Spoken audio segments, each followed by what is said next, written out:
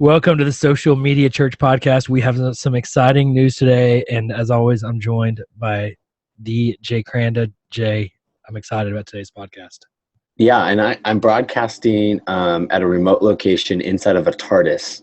So if you're watching on and this is going into our news, we have a brand new Apple TV app. So if you go to the Apple TV App Store and search Social Media Church, you will see our podcast available on there. So please, we want to ask all of our listeners to go check out our podcast app up on the App Store. So something that we will be taking more seriously moving forward is our video. It's Niels. Have you messed around on it? Have you seen some of our past videos, like some of the stuff, like how we recorded it? It's embarrassing. Like some of them are in my bedroom. Like they're like in the back. You see my bed. Like it's my wife. I think still doesn't. I don't think she knows that is up on like for public. Yeah. Yeah. Well, and we've got a video guy now that's editing, these videos for us, and so we're prioritizing video, and I think what we want to do is model what we're seeing in best practices around social media, and so shorter web mobile video, is the term you'll often hear. So we're trying to do, but I'd say mobile video and TV video. So as we see this TV app trend growing, we're taking these videos, we're putting on Vimeo and then integrating them into tvapp.church, which has built our TV app. Is amazing. For you and I 2 weeks ago had a conversation right after the podcast. Hey, why don't we do a TV app? We now have TV app technology, and literally less than a week later, we set up a Vimeo channel, upload the videos, and we have a TV app. So in 15 minutes to the App Store, and then Apple approved it, and we're live. So if you would go and rate it, so just like we've asked you to rate the podcast in iTunes, if you could go in the TV App Store after you download it and rate the app, that would really help us. So we'd appreciate it if you would do that for us. So some interesting trends in social media going on right now. The biggest one I would say is Facebook Live is now available to all pages, which is a big deal because it was first available to kind of celebrities, and Rick Warren was one of the first ones that had that Facebook Live function, and then it was available to people, and now it's available on and everyone I'm talking to, it's available on their pages at Community Bible Church. We've done it about 3 or 4 times this week, where Haley, our social media manager, just popped into our men's pastor's office and just started live streaming, just like Q&A with the men's pastor and our women's pastor. And we're planning to do a lot more with that. And essentially it's like an online group, from our perspective, and we're going to start planning out Tuesdays at 3:00. There's basically going to be an online group with this pastor, this person leading it, and it will be live. So we're excited about that. It's simple, and the quality, I don't know why, but the quality seems to be better than Periscope. And so that's our perception. It's I would say the ministry concept is very similar to Periscope. Functions very similar to Periscope. I think the video actually lives on more on demand. We're seeing that we might get 100 views in the live, and then we're getting about 3,000 after it's live. Yeah. So it's still that post, live experience that people is getting greater engagement. But I think as people see it more and more, they're going to be, and they start subscribing, so they get push messages.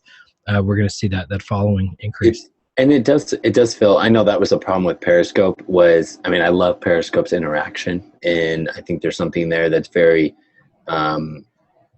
just fun, and it's more real-time fun, engagement. You feel more connected to the person streaming versus live, the Facebook Live. You have that, but I just think the Periscope connection is a little bit deeper right now. But the thing with Periscope is that when it goes live, I feel like it disappears in people's feeds just because you tend to follow more people on Twitter. So it kind of like after a minute, it's gone. So you're only going to get that first minute of reach. And because you tend to follow more, there's less exposure, really, I feel. On Facebook, because they make it where when you go live, it notifies all your friends that you're live. That's optional, but it's more in your face. So like I see more, when somebody goes live, I'm just aware of it more. It's just more prominent in my feed. And that's mostly because, I might be following, 13,000 people on Twitter. I only have 2,000 friends on Facebook or whatever. And so I pay more attention to it. I tend to naturally be more gravitated towards the pages I follow than the friends that I follow that go live. Just interesting, like naturally.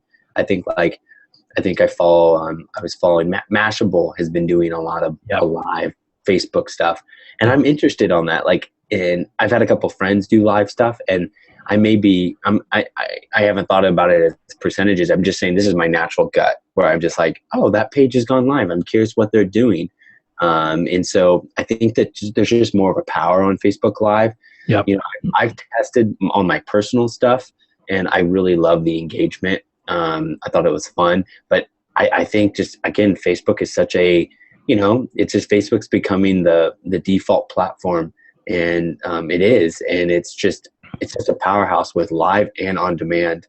And I think with pages now having it, I think it's really is a game changer. I think if you're a church of anywhere under 500 or really any size, I think something you should talk about is every Monday, you do a Facebook Live thing with your pastor, and you follow up on the weekend. Test it out. Do a Q&A with your pastor where he does a 1-minute recap of the weekend, and then he does a live Q&A, and tell your church on the weekend, hey, we're going to do a Facebook Live event at 12 p.m., local, whatever. And, Pastor Steve we're going to talk through some of these things. I think those are powerful things that are really easy to do and build in. And again, you don't have to pay for bandwidth online anymore. It's just built into Facebook. It's just crazy. Yeah. A lot of times people had said they felt like they wasted so much energy with their Facebook pages when Facebook changed their algorithm, and then you had to start promoting posts to really get much traction. I feel like we're seeing, I don't know why it is, we're seeing higher engagement on our Facebook pages than we had in the past. And then the other side is that we are seeing that the live is more and more video in general, not just live. It's just getting so much traffic and so much engagement, and so it's almost like that value of the page is that much more. It just has a higher value from a church ministry perspective than when your posts seem to be diminished so much in the news feed after the algorithm changed maybe a year and a half ago, whenever that big shift took place within the news feed. And so it's an interesting trend, and I see you Snapchatting while we're recording, and so Snapchat continues to grow. It's always fun to see those. I know because your camera is up and down. Yeah. That's totally true. It's the same thing with Periscope too. Periscope because you're like, that's funny. It's it was kind of Instagram. Instagram the same thing, because it was the squares. People would still take pictures, of up and down. But now, I feel like I feel like I'm seeing now. I don't know how many facts behind this, but much less engagement on Instagram and much more engagement on Snapchat, and just so many friends. I mean, every day I feel like there's a new old friend, getting on Snapchat and adding me and reconnecting with them, and it's so personal and fun. Kenny Jang, if you're not friends with Kenny Jang, he's sending me the goofiest private. It sounds bad with Snapchat, but he loves the little filters and with the fire coming out of his mouth and fun stuff. So in the Crander home, I finally got my wife on Snapchat, and I was the one that was on first, and I couldn't get her to change, and so it was I finally got her to convert over, and so now I love having I've been gone the last couple of days where I've been kind of off and on at home, and so she's sending me these snaps of our kids at Chick-fil-A or somewhere, and I love it. I just love it because I get these snaps. I came home and we were talking about this. My youngest son was praying, and she recorded the prayer, and he did this. He did this thing with his hands, and so we're talking at home about our Snapchat, and it's so funny, even in the Cranda home, how that has happened. I wanted to give a quick shout out. Actually, I was at my church does a small group lobby conference, and I was hanging out. It's about 100 small group pastors from around the country.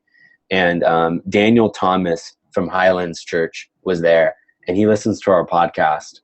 And so it was really cool. I was talking to him, and he was talking about different things. He was talking about Instagram, how, stuff he's taken more seriously. But Daniel Thomas, I just wanted to give a shout out. Thanks for listening. it was just really cool, Niels, to be sitting there and get that type of, he listens to our podcast every Yeah. week. Yeah, I saw that as well. One other highlight I want to make sure we mention, and DJ Chuang is watching, I guess, live with us, and he's in the chat room. But he's been working for a couple years now on the .bible domain, top level domain, which is now live, and so you can go to nic.bible, nic.bible, and get more information about that. And so we've been looking. I've got some domains I'm working on. I haven't locked them in yet. They're kind of, they're premium domains, and so we're kind of negotiating or navigating those within the various systems that are out there. It is, learning from DJ, it is so complicated, and the work he's put in to get us here. But this opens up a ton of opportunities for ministries, organizations. I don't want to give away the domains I'm going after the last competition, but there's some just ministry opportunities within our church, not just our churches, but even things of, like YouVersion just got free.bible. Who would have thought to get free.bible, maybe holy.bible, maybe the.bible, something like that. But free.bible is a really creative name. And you think about something like that for your church of, if you're doing something like read the .bible or something just fun, tons of opportunities. I'm excited to see what people do with that. We'll have DJ on soon. I definitely, I will say that I feel like I've eaten crow on this, that I did it when DJ first, and this is part of DJ just being, I think, innovative and thinking about, where 10 years of the internet is going to be. When this conversation first started, I very much was hesitant. I didn't see the potential. But, Niels, you and I are some of our TV app.church stuff that we've done. Yep. We were even having a conversation last night about another way of positioning this to help outside of the church. And the URL that we came up with was not a traditional URL in the .com or the .net. Yeah. And it's so funny how that's just natural now. And as part of this is, all this work. And so I'm very grateful for a lot of the organizations that especially have preserved the .bible and the .church, not the .churches, but the .bible, to make it, I think we need to have some purity there and to control that. And I'm excited to see, how this is going to grow. So there's going to be a lot of creativity there and some sweet stuff. So and I would say the .church I'm seeing exploding now. Oh, yeah. And a lot of churches kind of seem like they waited on that. Yeah. And now they're like, oh man, I should have just gotten it. The .bible is going to be the same way. I think it's already picking up some great traction and seeing some interesting stuff out there. So I can't wait to see how that develops and what happens with that. So I'm going to shift again here. This week, I had two moments. Totally distant. Where? So on Sunday, I went to see yours and my hero, Gary Vaynerchuk.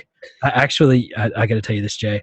I got there like an hour early because I wasn't sure. It was going to the Upper East Side. We were actually we'd gone to Hillsong Church on Sunday morning, and went to lunch, and we are like, I'll just hang out instead of going back home to Brooklyn and then coming back up. I'll just stay in Manhattan. So I got there early, had about an hour. My phone was dying, and I'm like, I'm gonna want to live tweet this and some things.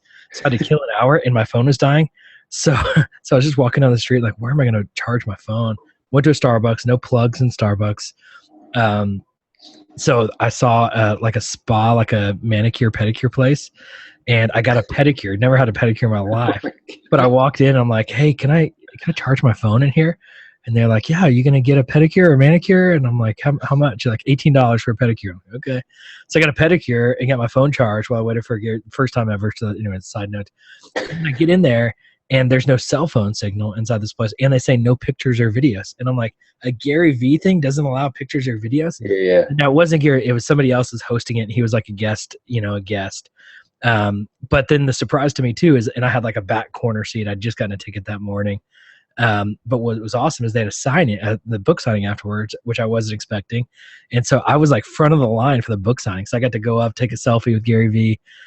Just a cool moment. And he was so cool. Like he was just like, hey, did you enjoy the event? Anyways, it was just so cool to get to. I got worried because when you told me that you were going there, I actually thought that he wasn't going to be there because I was following his Snapchat and it looked like he was a bunch of other places because he's on this book tour thing. So I was like, oh, that sucks. Yeah. Maybe he won't be there. Yeah. So it was that's a cool. Anyways, that's pop. So What's the guy's a machine? And then like a month ago though, maybe it was a couple weeks ago, maybe I'm exaggerating. For 6 months, I've been email, tweeting and emailing back and forth with one of his companies, Faithbox. Willie Morse, the CEO of Faithbox. And it's a company that Gary Vee helped launch, and so I've become a subscriber to Faithbox. Really cool thing that they're doing. And I emailed Willie and just said, hey, I'd love to just meet up sometime. And so we scheduled a time. We did this a few weeks ago. Wasn't even planning on this other Gary Vee event. So I went up to their offices this week. So I got to hang out at the VaynerMedia offices. I saw India and D-Rock, they're in the offices. If you're the Ask Gary Vee show, just hanging out in the office, but it was just like you would see. I mean, it's chaos, like open work environment. So many people packed in there. I was probably the only one with a collar, on my shirt. And just it was just a cool, fun vibe. Willie was the real deal. Just super cool guy, incredible heart. Loves Jesus, loves new technology, innovation, and I just feel like just a like-minded dude. So follow Willie on Twitter and on Snapchat, and get to know Faithbox. It's a cool organization. But here's what was fun in the conversation. So we were like, where are we going to talk? Like, it's just this chaotic office. We just found a couch in a corner, and just sat down and chatted for about a half hour. And he said, dude, are you thinking at all about VR? And I'm like, oh man, you're speaking my language, and I was like, yeah, this is, I've been dreaming about it ever since I put on the goggles for the first time. He's like, he's like, me too. Like, I can't stop thinking of the opportunities around churches or for short films or something, like the opportunity to create such a unique gospel storytelling experience through VR. He's like, somebody's got to lead this charge. It's not about the technology, about the storytelling opportunity. But this is not as simple, it can't be done. Like, you can't just go get, like right now we've got a little $300, 360 camera. We're going to be able to do some interesting things for Facebook, but I think there's going to be like some just short films, some like really immersive experiences that are done with extreme excellence that somebody's got to get in on, some storyteller, video, film crew. But I just look forward to all this stuff. But it's so fun to hear from him, who's around VaynerMedia all day, every day. And in those conversations, that's thinking that's awesome. 360 VR. And I think that just speaks to church leaders. Pay attention. This isn't a fad. This isn't, honestly, I think too many people are comparing it to 3D. Remember like 3 years ago when 3D was the future and everybody's going to get glasses. I think people are kind of blowing off VR because 3D kind of flopped a little bit.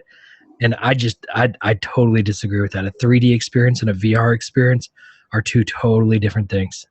Yeah, it totally is. And we, it's so funny. We're hanging out a couple of days doing some stuff here, and the one thing that we're doing is our friend has the Samsung Oculus goggles, and it's so funny because like I've done the Google Cardboard, and I have I bought like off eBay, like a little bit more expensive holder where I don't have to hold them. But when you watch something that, first off, fully enclosed VR, like the nice Oculus like version, and then when you have content that was created specifically for that type of environment, it's a game changer. And we've talked about the last couple of weeks even, like, the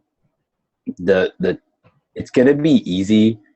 We're going to have some short goals to make it easy for the churches to get on simply, but the whole nother level is going to be, how do you create an interactive experience that's persuasive? And I think that is going to be tough. I think the first goal of just getting content on there, I think there's some ways, and we're even talking about that with some stuff we're doing to get churches on there just as a first step. And I think that's part of it. You got to just get on there.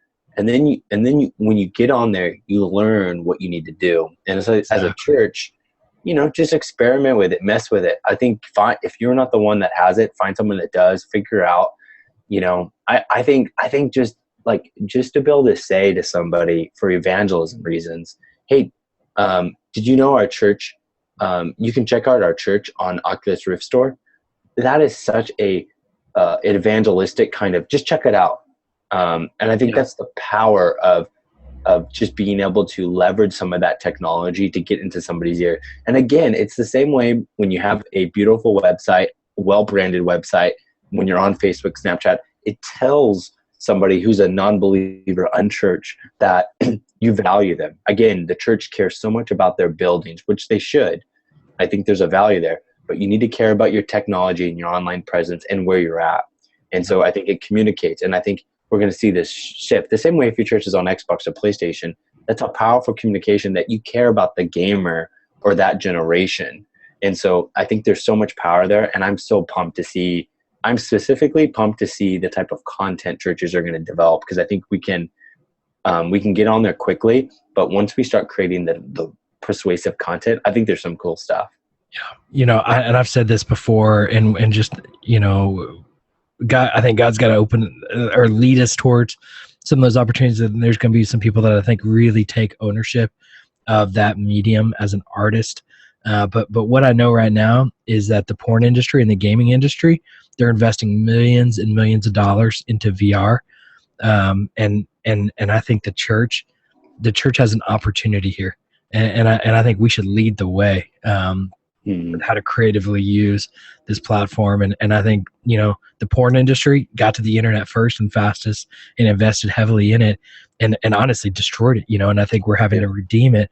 And I just think, there's an opportunity for ministry leaders to get here early and make an impact early, and in a very significant way, because this is gonna blow up. It's already blowing up. But it's such a big deal, and I just feel like I keep saying that over and over again. And you and I are doing we're trying to get into space. This isn't an easy. Barrier to entry is significantly is significant.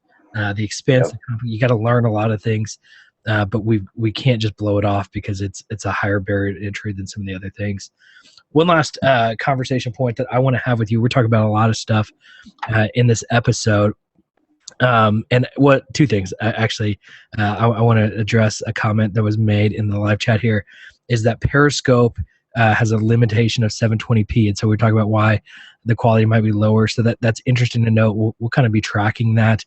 Yeah. I got a GoPro recently. A lot of it, I was curious if I hear GoPro, and with the iPhone, you can do Periscope through the GoPro. I got the cheap GoPro because that's how I do things. And it doesn't integrate. You had to have the GoPro 4 to live stream with your GoPro through your iPhone. So just heads up if you were trying that. That didn't work. The GoPro is sweet though. I'd never had a GoPro. We'll maybe do a whole episode on GoPros. And I've seen it. Now that I have one, I'm like, oh, I see the opportunity here. Okay, so let's talk about, I've been taking some flack lately, Jay, as I use social automations. So I use Social Report as my primary social management tool. Social automations with Twitter primarily. I do it on Facebook a little bit. What that means is when somebody mentions me in a post, I automatically favorite it. When somebody retweets me, I automatically send a message saying thanks for the retweet. I check all of those, like I see who those are, so I wouldn't say that I'm just ignoring my Twitter feed, but I set up automations to save time, basically things that I was going to automatically say. But then what's happened is even none of my automations are set up wrong. I've retweeted myself somehow and thanked myself for the retweet. And people have called me out on Twitter like, yeah, that's not cool. Clearly you're not real on here. Gary Vaynerchuk would really call me out. He's like, that's the dumbest thing I've ever heard, my hero. I get it, but then there are other times where I think that I'm able to just actively engage even when I'm disengaged on other things, and then I'm checking it at the end of the day. What are your thoughts? What are your takes on this social automation? Yeah, I mean, I definitely see the value and the reason for it. I like automation when it provides scale, and it's still personal. So, I was just talking about this actually at the lobby conference about how we do groups and we do MailChimp automation and different types of integration points but it's that balance between automating and still having the personal level. You're never trying to replace the human experience, but you're trying to enhance and come along. So I almost see it as a railroad track, like we're kind of coming, at the same speed. We've had some fun, obviously. Where I will retweet something you say and you thank me, Yep. and then I think your retweet, Yep. your response, and then you favorite, and I say thank. So I've like triggered your automations just as You're basically the one that has unveiled, I know I my okay. secret sauce. I'm being a punk. So But then what do? I reply back and I'm engaged yeah, in the conversation. yeah. So this is the thing. Sometimes. I'll just be honest. Like I won't do it personally. I don't see the value of it personally. I think if I were to do it, I would think a little bit more about my responses. Yeah. I think the automations have gotten a lot smarter since I Yeah. first investigated it. So Yeah. I think there's some things that are worth it to check it out. It's so weird. Twitter culture is so unique in the there's some things that I'm okay with and some are not. I know some people are like, why do you follow this person? But I don't see a follow as being okay with everything they say versus the same thing with retweeting. Like I would be scared because I do get mentioned in a lot of, or favorited in a lot of random crap, where I'm like, I don't necessarily want to favorite that. But a favorite isn't really archived in the sense that people don't necessarily know what you favorited the same way as a retweet. It's a whole nother thing. Right. So I wouldn't do it myself, but I see the, like, honestly, when you do it, I'll be honest, when you retweet me and or like reply or favorite anything, like I see the value in that. Like I kind of like, oh cool, I'm glad he's doing that. Now, I also know it's not necessarily you in the moment. I know that you're going to check it later and you're going to see it. So I have a tension with it. I just know personally I wouldn't do it, but I don't honestly, I don't hate how you do it. I think you have a good tension. So yeah. And I'm balancing the tension, so as my account has grown, and I use I'm always experimenting with my account of how to grow it, copy following, unfollowing, following on hashtags, favoriting on hashtags, just experimenting different growth techniques, experimenting different engagement opportunities. And some of them work, some of them don't, some of them backfire, some of them are embarrassing, just like when I bought a bunch of fake followers and then they disappeared. Yeah. I remember talking to somebody like, whoa, you have 20,000 followers. Whoa, you have 7,000 followers. That's interesting. Yeah. And so I think I think I'm constantly tinkering, experimenting. I'm embarrassed, by some of my social automations and people getting caught. I'm going to keep playing around with it out of curiosity. I like some automation, just like with email marketing. And there are more. I mean, it gets really complex where I can, like, on the thank you for the retweet, I can have 7 messages that are on a rotation. Does that make sense? Yeah. Of what is sent, that are things like, I would say, one of the things I don't do is I don't have anybody, and I don't do this for clients either. I don't have anybody reply for me. So a lot of my content is actually curated and built, and then I edit by one of my virtual assistants. And so it's distributed that way. But I don't have them reply on my behalf. I want everything coming from me, and even the automations are set up by me. And so that's important to me. But I'm juggling the tension, and so I don't know what I think, really, to be honest. Yeah. So you use it? Is it like a monthly fee thing that it's like you set it up, or is it like a software? Yeah, so social reports, what I use, it's like my Hootsuite, and so within social report, it has a tool called automations, and so you can choose automations for various social networks. And so with Twitter is where I primarily use it, and so I can favorite any tweet where somebody mentions me. I believe I can favorite any tweet with a certain hashtag.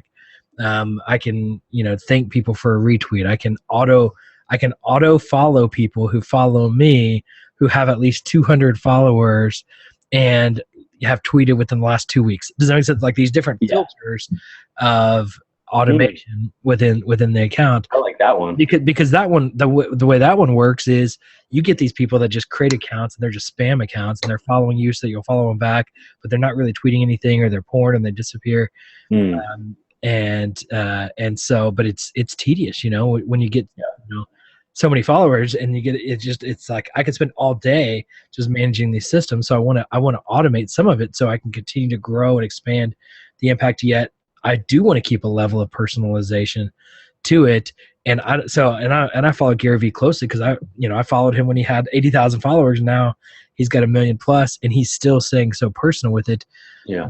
But there's a point, where Yeah. you can't keep up with it all, and or you just don't engage at all. It just is. There's a tension point there that I'm wrestling with, and I like automation to a point, but I don't want to lose personal touch, and I'm getting called out for it. And I want to openly, discuss the tension. And so we'll keep discussing it. I'll keep experimenting with it.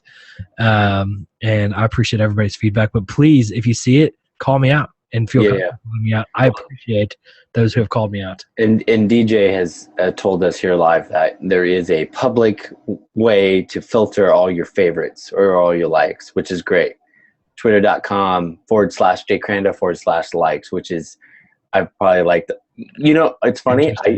To be honest, like there's a lot of things I've liked that I might personally find funny. So there's a lot of sports stuff that I like that I know I don't necessarily want people to it just confuse people because there's like funny stuff that I like.